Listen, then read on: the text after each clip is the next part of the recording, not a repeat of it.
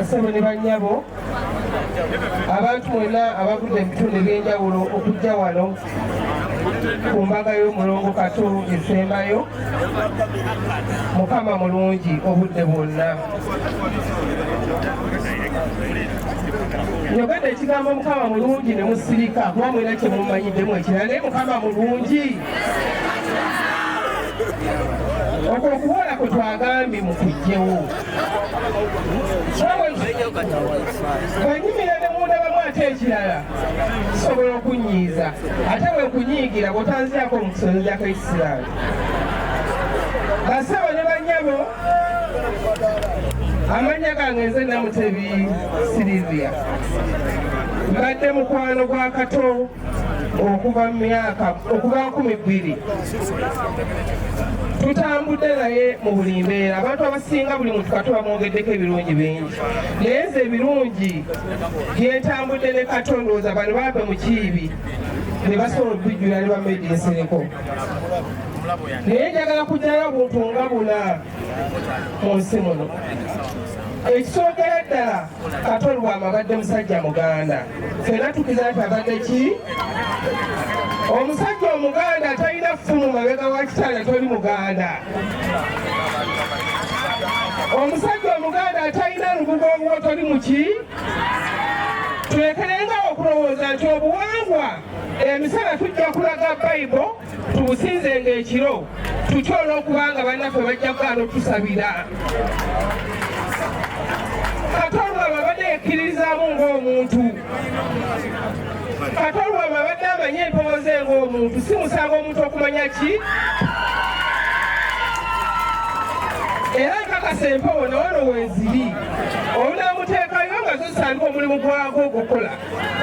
Naye abantu abasinga mulinga abalowooza nti olw'okubeera ennyo n'eddiini ng'oyambadde ekyambalo nti kwe kuyita nti anaayita Mukama, Mukama yanayingira mu Bwakabaka bw'omu ggulu. Tekisoboka. Bassebo ne bannyabo, Kato abadde musajja wa ddiini. Ng'aba Bamafiina bwe bantuma Silivia, ndi mukyala mu Katuliki ate ndi mukyala musamize, ndina abasamize nzaakulira abasawo b'ekinnansi n'okukwata. Seegaana mpewo zange, seegaana lubaale wange, sitiiranga misango gyonna nga Kato Lwama bw'abadde. Naye nja kunzibwa olw'okuba batuwadde obudde butono. Bannaffe abaaganye tusabira, nze ndowooza gye muli yonna muswadde, mwakaswala. Twafunye pasita, twafunye omusumba, twafunye Ssebo Pasita wange olwaliro nangidde mu butongole ne bwe mba nvudde wano ne nkutuka ssebo nkwetaaga ojja osabire.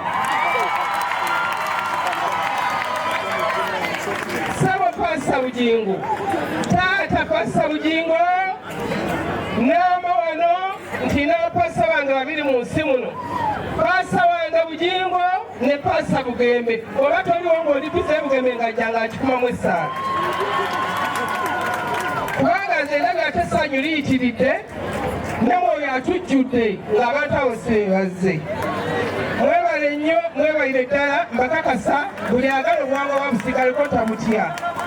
Ssaabasajja Kabaka wangaale. N'ekirala naiti oliwa twawaayo amabugo gaffe wano, naiti oliwa twawaayo amabugo then era tugenda kuddamu twongere kubanga abaana bano bava wano balina okunywa amata, balina okweyagala, namwandu olina okuba ng'obudaabuda abaana. Katwongereyo obukadde 2 ng'amabugo ku ssente ze twawaayo ssebo.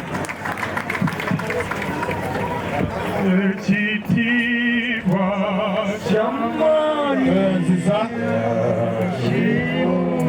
ekimuli ky'amamafiina mukitegeke akiteekeko lumu. Mwami Charles James Nkubugesa Bojje ogenda kwogera ku lwaba artist wonna mu ggwanga abatawu mwenna nsaba mujje wano akadde kano.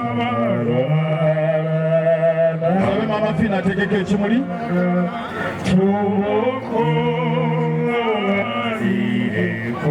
Mama Fiina ateekako ekimuli. Body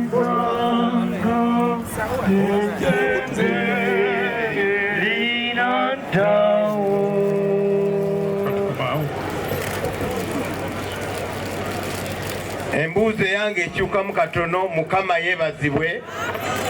Nga temuddamu. Mukama yeebazibwe.